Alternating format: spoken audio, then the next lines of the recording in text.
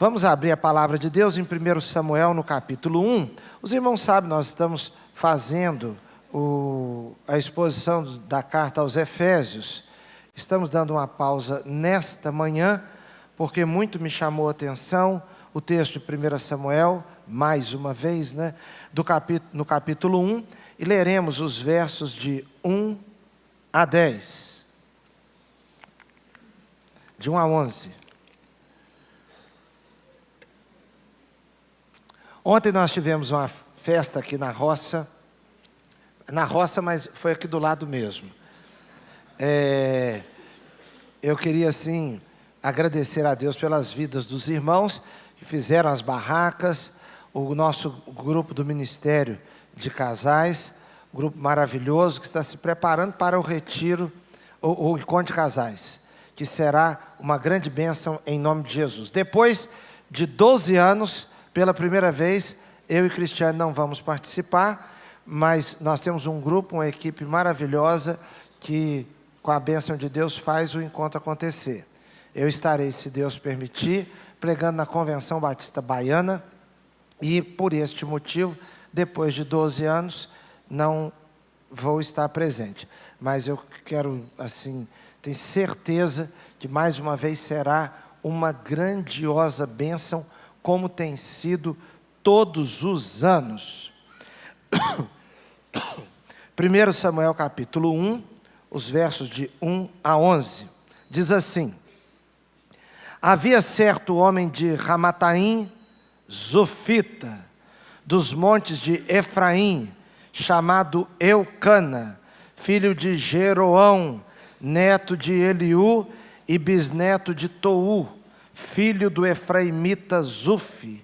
Ele tinha 2 mulheres. Uma se chamava Ana e a outra Penina. Penina tinha filhos, Ana, porém, não tinha. Todos os anos, esse homem subia de sua cidade a Siló para adorar e sacrificar ao Senhor dos Exércitos. Lá, Ofne e Finéias, os 2 filhos de Eli, eram sacerdotes do Senhor. No dia em que Eucana oferecia sacrifícios, dava porções à sua mulher Penina e a todos os filhos e filhas dela. Mas a Ana dava uma porção dupla, porque a amava, apesar de que o Senhor a tinha deixado estéril. E porque o Senhor a tinha deixado estéril, sua rival a provocava continuamente, a fim de irritá-la. Isso acontecia ano após ano. Sempre que Ana subia à casa do Senhor, sua rival a provocava, ela chorava e não comia. Então seu marido lhe perguntava: Ana, por que você está chorando? Por que você não come? Por que está triste? Será que eu não sou melhor para você do que 10 filhos? Certa vez, quando terminou de comer e beber em Siló, estando o sacerdote Eli sentado numa cadeira, junto à entrada do santuário do Senhor, Ana se levantou e, com a alma amargurada, chorou muito e orou ao Senhor. E fez um voto dizendo: Ó Senhor dos Exércitos, se tu deres atenção à humilhação de tua serva, te lembrares de mim, e não te esqueceres de tua serva, mas lhe deres um filho, então eu o dedicarei ao Senhor por todos os dias de sua vida, e o seu cabelo e a sua barba nunca serão cortados. Que Deus abençoe sua palavra aos nossos corações. Amém? Eu gostaria de meditar com os irmãos a respeito de Ana, drama, oração e consagração. Ana, drama, oração e consagração. Deus seja louvado através dessa palavra. Amém? Meus irmãos, às vezes a vida apresenta-nos alguns dramas. O que é um drama? Nesse sentido aqui, é uma situação dramática, uma situação difícil, uma situação que traz inquietação, sofrimento pessoal, dificuldades, meus irmãos, de encontro de uma saída. Muitas vezes uma determinada situação nos torna como que, não que sejamos, mas como que prisioneiros dela. Qual é a situação que tornava Ana como que uma prisioneira? Qual era a situação dramática? Primeiro, meus irmãos, a situação de rivalidade. Rivalidade por quê? Porque essa família viveu uma situação que milhares de famílias viveram. Uma situação precária em que sentido? Não ideal, mas precária nesse sentido. Uma situação precária, uma situação não ideal. A precariedade, o não ideal, é que naquela casa um homem estava casado com 2 mulheres. Era uma situação tolerada naqueles tempos. Por diversos motivos, meus irmãos, e por inúmeras circunstâncias, algumas situações que a gente nem dá conta, como, por exemplo, estados de guerra, porque as guerras deixam muitas viúvas, porque os homens vão para as guerras. Então as guerras deixam muitas viúvas, as guerras deixam muitos órfãos, a guerra é uma desgraça. Então muitas regiões do mundo tolerou e acabou acontecendo também, não só por causa disso, mas também por causa disso, tolerou-se situações em que um homem estava casado com mais de uma mulher. Aqui nós temos um caso assim. Um homem bom, Eucana, tinha 2 esposas, uma chamava-se Penina, e a outra, a famosa Ana aqui. Até aquele momento, nada de fama, só drama. Nada de fama, só drama. O drama da rivalidade, porque toda mulher quer ser única. Toda pessoa que tem assim o mínimo de visão razoável, sabe muito bem que ser única para a mulher e ser único para o homem fortalece a família, faz bem, cria um outro nível de intimidade, cria um outro nível de comprometimento. A exclusividade valoriza. A não exclusividade desvaloriza. É evidente. Agora nós estamos diante de uma situação que revela bem isso. Ana olha para a outra mulher do seu marido e há ali uma nítida rivalidade. Nós percebemos, meus irmãos, que essa rivalidade vem cedo. Mesmo as meninas pequenas e mesmo os meninos querem ser exclusivos. Às vezes, meus irmãos, a rivalidade aparece no dia a dia. Um carro com 5 lugares, o marido vai dirigindo, e quem vai do lado direito? Quem?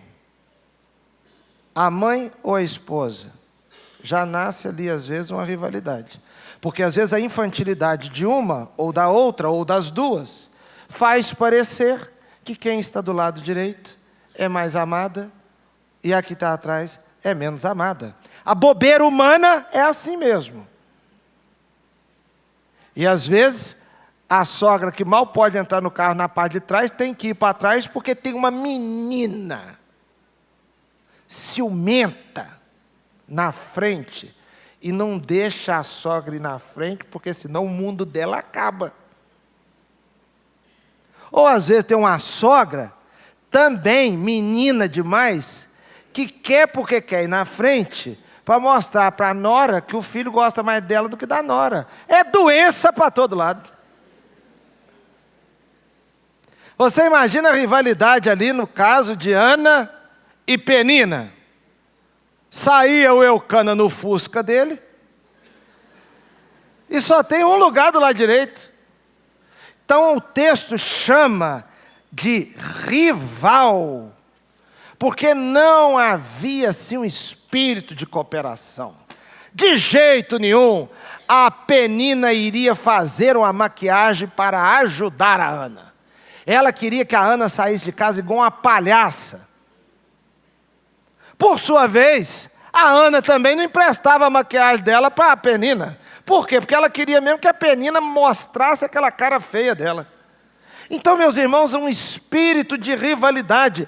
Isso não é brincadeira no dia a dia. Se você vive um ambiente de rivalidade, sabe quanto isso é desgastante. Um outro drama, o drama da esterilidade. Por quê? Porque Ana era estéril. Irmãos, essa situação de esterilidade às vezes é vivida por uma pessoa de uma maneira razoavelmente assim, sem causar muitos problemas. A pessoa está resolvida com aquele fato. A pessoa leva aquele assunto de um modo que para ela não traz muitas dificuldades. Mas às vezes isso se torna um tudo ou nada. Às vezes eu fico um pouco preocupado quando eu vejo que um assunto como esse se tornou, para o homem ou para a mulher, ou para aquele casal, um tudo ou nada. No caso de Ana, meus irmãos, havia de fato uma situação mais complexa do que nos dias de hoje. Por quê?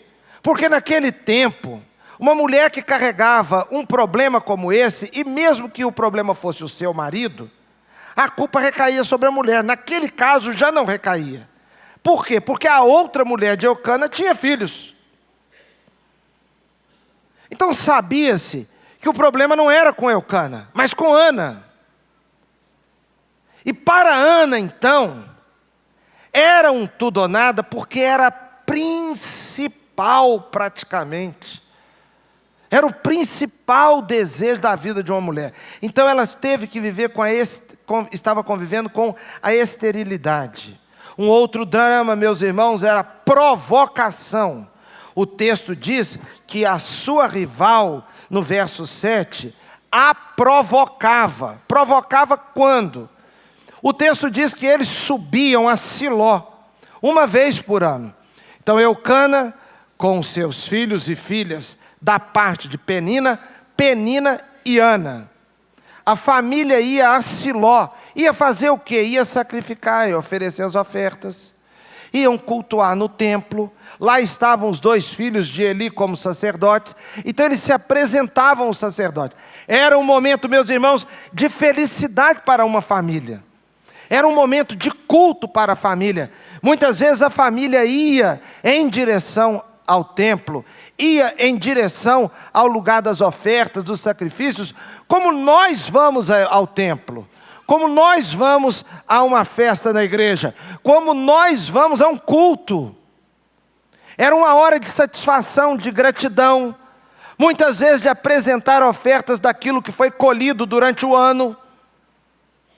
E é uma hora tão feliz que diz a Bíblia que Eucana dava porções, dava presentes aos filhos e filhas. Portanto, Penina tinha pelo menos 2 filhos ou pelo menos 2 filhas, porque ela tinha filhos e filhas. Então Eucana, o marido, dava porções, dava presentes a Penina, aos filhos e filhas dela. Mas a Ana, que não tinha filhos, ele dava porção dobrada. Era para ser uma alegria, meus irmãos, mas era uma chateação. Porque você sabe que quando a coisa tem provocação e rivalidade, até para vir no culto dá confusão. Até para orar dá confusão. Até para agradecer a Deus dá confusão. Tudo dá confusão. Irmão, se nós deixarmos espaço para o diabo agir na vida da gente, você não consegue nem passar naquela porta ali. Qualquer coisa que acontece serve para desnortear. Aquela família estava vivendo um espírito de provocação ali. Na hora de ir a Siló, a Penina não estava com a cabeça em Deus. Provocava a Ana. Então, a provocação. Isso trazia também irritação. O texto diz que irritava a Ana. O drama da irritação. Porque tem aquela irritação, meus irmãos, que é a irritação de um dia. Um dia. Mas tem aquela irritação de meses e anos. Aquela coisa que se repete. Ana viveu esse tipo de drama. Um outro drama, o drama do choro. O texto bíblico diz que Eucana perguntou para Ana: por que você está chorando? Por que você não come? Perda de apetite. Por que está triste? Por que não come? Por que você chora? Às vezes é bom a gente mesmo se perguntar: por que eu estou chorando? Por que eu perdi o apetite? Alguns de nós, em vez de perder o apetite, ganha apetite. No caso da Ana aqui, perdeu a fome. Tem gente que vai comer o mundo inteiro. Come sem parar. De tanta ansiedade, de tanta irritação, de tanta chateação. Parece que a gente quer devorar o que está nos devorando, a gente devora a comida. E você pode notar, quanto mais ansioso, se você desconta comendo, você pode notar que provavelmente, quando você está meio ansioso, você coloca mais comida na boca quando ainda não engoliu a que estava lá.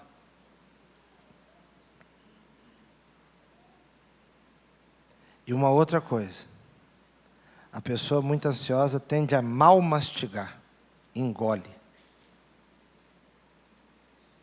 Porque parece que é uma reação assim de descontar ali.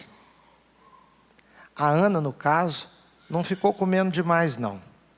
Ela comeu de menos, perdeu o apetite. Outra coisa também que acontece conosco, muitas vezes quando estamos inquietos, ou é dormir demais ou de menos. Comer e dormir desordenadamente. Dormir demais por quê? Medo de acordar. Para ter que viver. Para ter que acordar, voltar a saber o que tem ali, o problema, enfrentar. Então é mais fácil dormir. Irmãos, na verdade é mais fácil, entre aspas, o mais fácil é a gente enfrentar o problema e vencê-lo. É esse que é o caminho. Mas a Ana, no drama dela da vida, da esterilidade, da rivalidade, da provocação, da irritação, ela estava chorando e sem apetite, numa hora que era uma hora nobre para a família. Eu não sei como é que você está hoje aqui. Talvez a situação de Ana é bem parecida com a sua situação de Ana, mudando uma coisa ou outra, mas provocação, irritação, choro, desequilíbrio emocional. No caso da Ana, esterilidade. No caso de cada um de nós, pode ser isso ou outra coisa que traz assim aquele sentimento de limitação, de impotência diante das coisas da vida, da coisa não ser do jeito que eu quero, e não poder eu próprio mudar aquilo, porque tantas e tantas coisas na vida, irmãos, nós não podemos mudar, eu não posso mudar e nem você. Às vezes eu fico observando alguém dizendo alguma coisa que é totalmente fora do real. Por exemplo, eu escutei alguém falando: se o mundo está em crise, você diga, estou fora. Beleza, tem hora que dá para falar. Só que tem hora, meu irmão, que nós estamos dentro. Por quê? Porque nós estamos no mundo.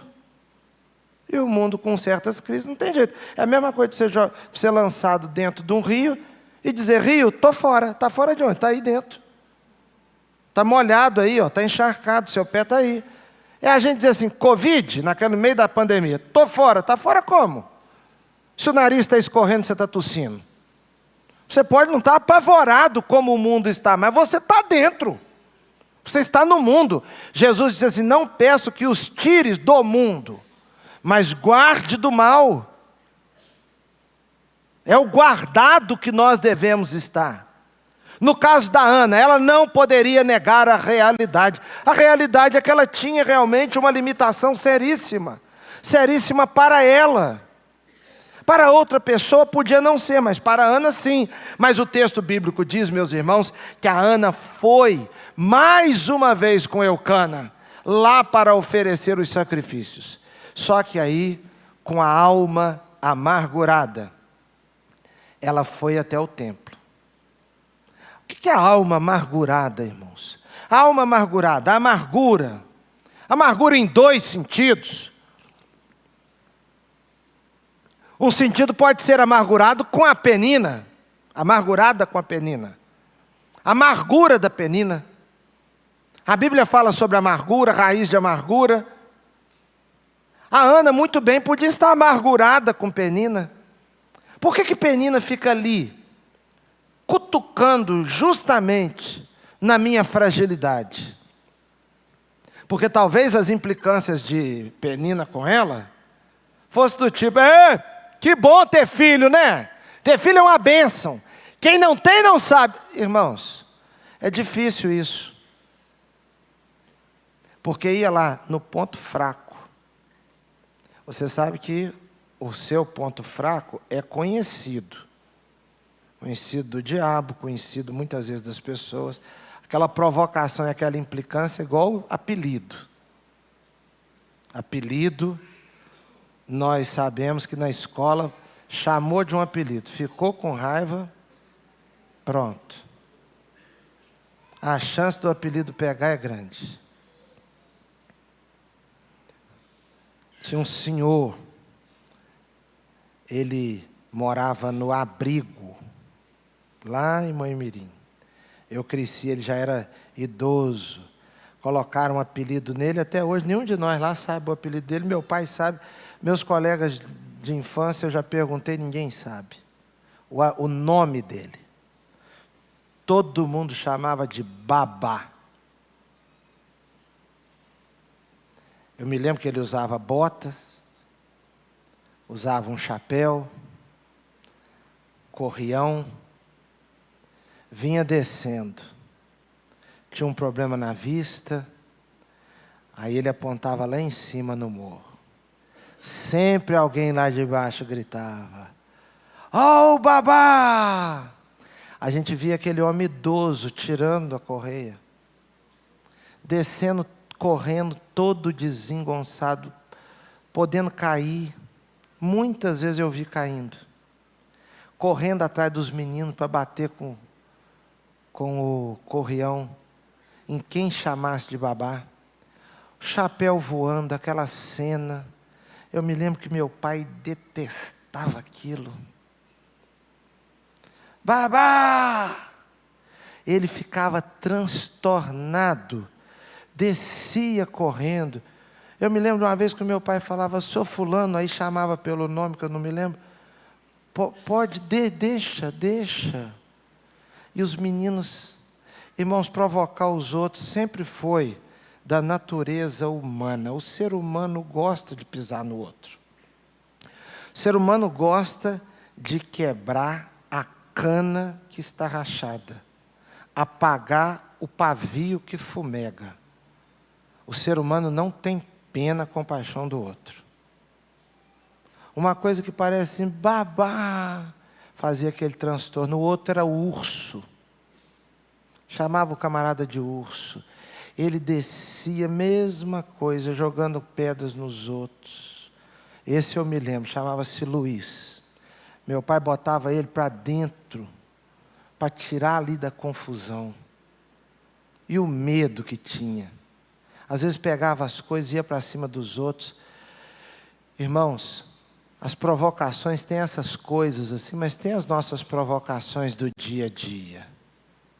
Tem as provocações através de redes sociais. Uma coisa boba. Às vezes a pessoa quer mandar um recado para uma pessoa, coloca um troço para a rede social para todo mundo. a provocação da Ana, da Penina com a Ana, a irritação, a rivalidade, trouxe amargura para o coração.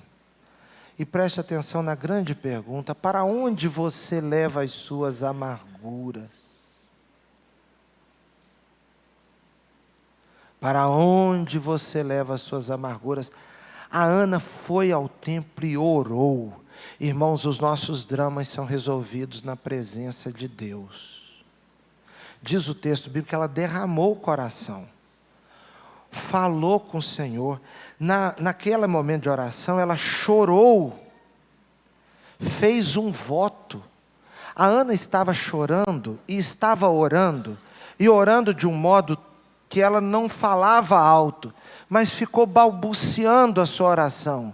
O Eli, sacerdote responsável por aquele lugar, olhou para Ana balbuciando as palavras e entendeu que ela estava embriagada. E foi chamar a atenção dela. Por que você vem aqui desse jeito, embriagada na presença de Deus? Ela diz: Senhor, não fala assim comigo.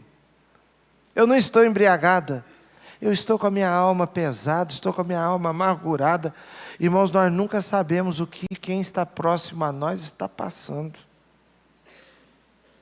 Às vezes a gente olha uma pessoa, faz uma ideia muitas vezes ruim, uma ideia negativa, e a nossa tendência natural é pensar negativamente. Nós não sabemos os dramas que uma pessoa está carregando. Talvez no seu banco aqui, na sua fileira, tenha alguém que está agora sofrendo de dor. Talvez alguém próximo a você está passando uma situação familiar gravíssima, uma situação difícil, que você não deseja jamais passar.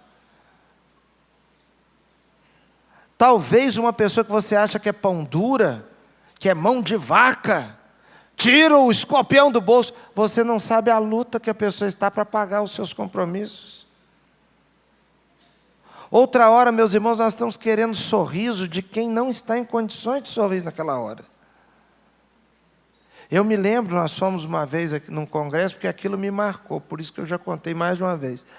Nós fomos num congresso em São Paulo, e estava lá um autor que fez comentários, uma Bíblia comentada, uma Bíblia de estudo. E aquela Bíblia é uma Bíblia muito respeitada no mundo do estudo bíblico. E nós gostamos muito de estar ali com a presença daquele estudioso. Ele fez uma palestra e depois da palestra ele estava lançando um livro também, o lançamento do livro, e a Bíblia tinha sido reeditada. Os pastores aqui da igreja, nós estávamos lá e compramos o livro, e alguém de nós comprou Bíblia e tudo. Quando terminou aquela parte, ele estava disponível lá para tirar fotos. E nós fomos tirar foto com ele. E ele estava em pé no lugar, a gente estava na fila, o pessoal da fila vinha, tirava foto e ele permanecia ali. Nós fomos para lá para tirar foto com ele, sorridentes, todo mundo sorrindo, brincando e tal. E quando fomos tirar foto, todos nós sorrindo. E eu olhei para ele sem um sorriso. Aí eu fui, na hora de sair, falei assim: puxa vida, mas nem um sorrisinho, gente? Sujeito sério. E eu falei assim, achando realmente que ele tinha que ter dado pelo menos um sorrisinho para nós. Nós ficamos tanto tempo na fila. O pastor Carlos falou assim: eu acho que esse homem está doente. Quando o pastor Carlos falou, eu falei, Sabe quando você percebe que aquilo que o outro está falando tem razão? Quando foi à noite, ele foi dar uma palestra e teve um momento de perguntas e respostas, ele e o Russell Shedd.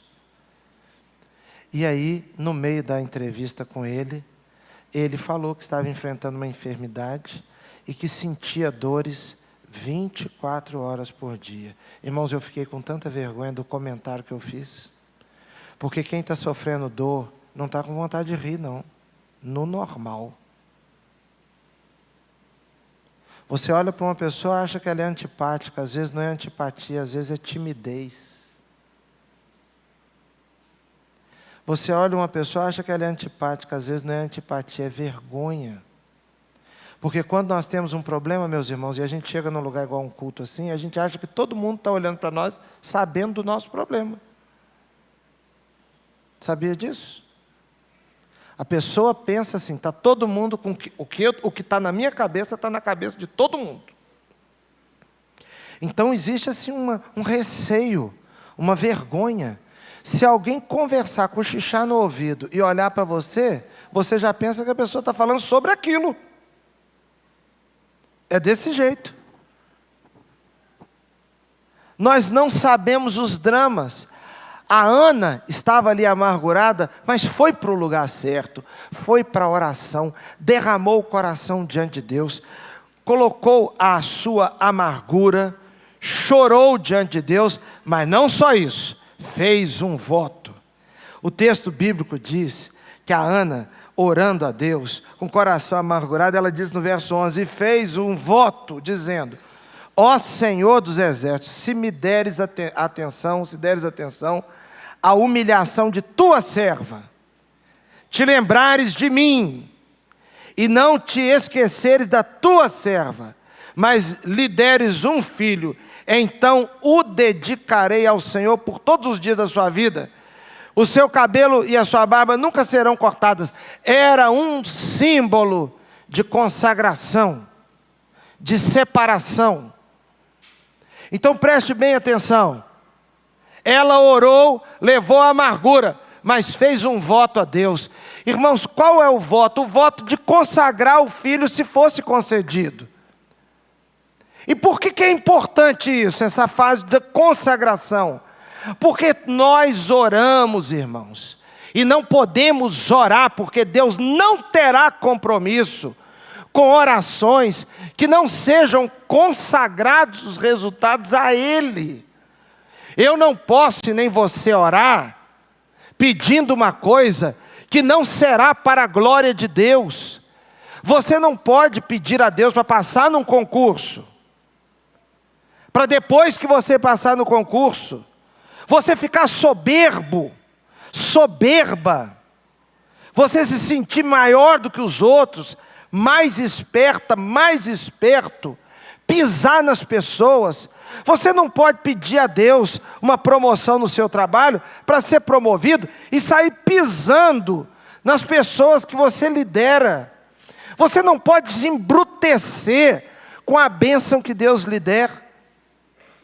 Você não pode pedir a Deus um namoro, um noivado, um casamento, para ficar se sentindo uma pessoa superior, orgulhosa, dona de si, superior. Não é isso. Quando pedimos algo a Deus, o nosso pedido precisa estar aliançado com Deus. Quando Ana orou, ela disse, se o Senhor me der esse filho, não será para eu esfregar ele na cara da Penina. Você já notou como nós temos vontade de esfregar na cara de quem está provocando as coisas? Meu irmão, esquece a Penina. Esquece. Esquece. Cuide da sua vida com Deus. E se Deus lhe der, siga a sua vida. Não queira viver provando para o seu cunhado, para o seu irmão, para a sua irmã, para o pai ou para a mãe, ou para alguém. Não viva em função de uma resposta para alguém. Viva em função de um pacto, de uma aliança, da sua vida com Deus. Deus vai te abençoar. E aquilo que Deus te der, será uma verdadeira bênção. Porque a Bíblia diz, o pastor Isaac leu hoje mais cedo, se alguém pedir alguma coisa segundo a vontade do Senhor, Ele ouvirá. Segundo a vontade do Senhor. Porque Deus não tem compromisso com os nossos devaneios, com as nossas loucuras. Então agora, tem o drama, tem a oração, mas tem a consagração. Ela teve um pacto. E aí, depois do pacto, verso 17 diz assim, depois que Ana respondeu para Eli o que estava acontecendo, Eli respondeu, vá em paz. Vamos dizer juntos? Vá. E que o Deus de Israel lhe conceda o que você pediu. Irmãos, a gente ora para ir em paz. Está amargurada, está amargurado, não sabe nem responder as perguntas, né? E olha só como é a vida, né? Na cabeça do Eucana estava tudo bem. Por quê? Porque para o Eucana, ele era tudo para ela. Mas ninguém é tudo para ninguém, só Deus. Ninguém é tudo. O Eucana, ele estava um marido, esse bicho tinha uma autoestima, hein? Caramba.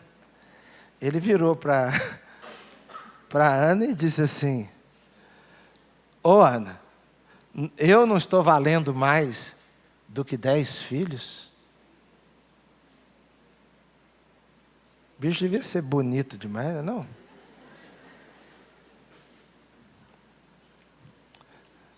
Ele estava se sentindo, irmãos, ninguém é mais do que, nesse sentido assim, ninguém substitui ninguém.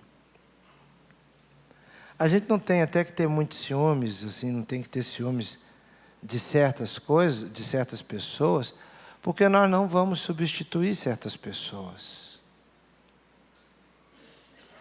A sua mulher pode gostar muito da irmã dela. É irmã dela, não é marida dela, não é irmã. A sua esposa pode gostar muito da mãe dela, não tem problema. A sua esposa pode gostar muito do pai dela. Você não será pai dela, você é o marido dela. Então ela pode gostar do pai. A Manu era pequenininha, me perguntou um dia de quem eu gostava mais. E eu senti que era uma situação séria assim para ela na hora. Ela perguntou se eu gostava mais da minha mãe, no caso da avó dela, né? Você gosta mais da minha avó, da minha mãe ou de mim?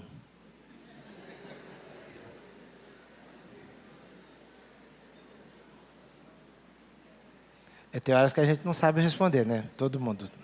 Mas nessa hora eu acho que eu me saí até bem. Nessa hora. Eu já me saí mal também. Mas eu falei assim, não, filha, não é mais não. É que o papai gosta da vovó, é amor de filho com mãe. Então o papai ama a vovó porque a vovó é a mãe dele.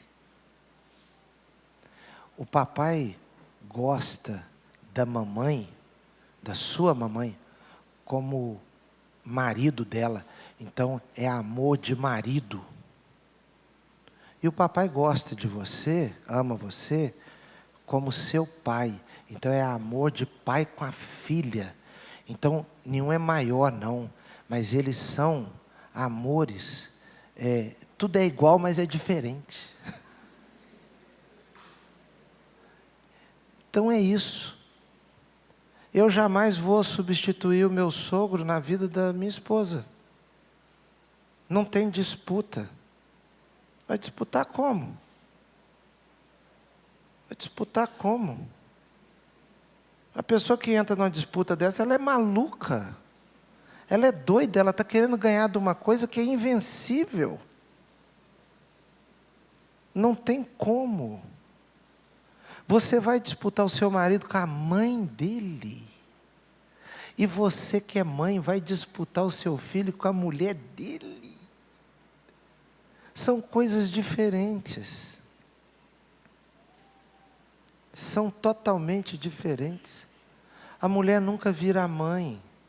Ainda que fale assim, ele é uma mãe, não, é só o jeito de falar. Mas é uma outra coisa. Você pode estar vivendo os seus dramas, suas provocações, as situações. Mas você não pode, você tem que levar isso tudo para Deus.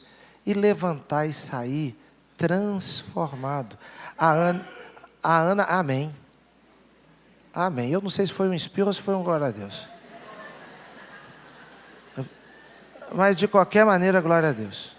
É isso mesmo. Eu também espirro desse jeito. Mas é glória a Deus. Vamos falar glória a Deus? Glória a Deus. Isso. Isso mesmo. Deve ser o avô do menino, né? É o avô do menino? Ô, glória! Graças a Deus, é isso mesmo. Irmãos, nós devemos levantar diferentes. Eu fico a me perguntar como é que deve ser triste não ter Deus na vida. Deve ser muito triste não ir a culto. Como é que pode não ir a culto? Como é que pode não orar? Sabe por quê? Porque você pode chegar amargurado, mas sai diferente. Vá em paz, que o Deus de Israel conceda o desejo do seu coração. E eu quero pedir a você que repita comigo o que a Bíblia diz, e que nós cantamos no início aqui. Diga o fraco, forte sou. Então eu quero pedir a você para dizer assim, forte eu sou. Vamos juntos? Forte eu sou. Glória. Vamos ficar em pé. Pode bater palma.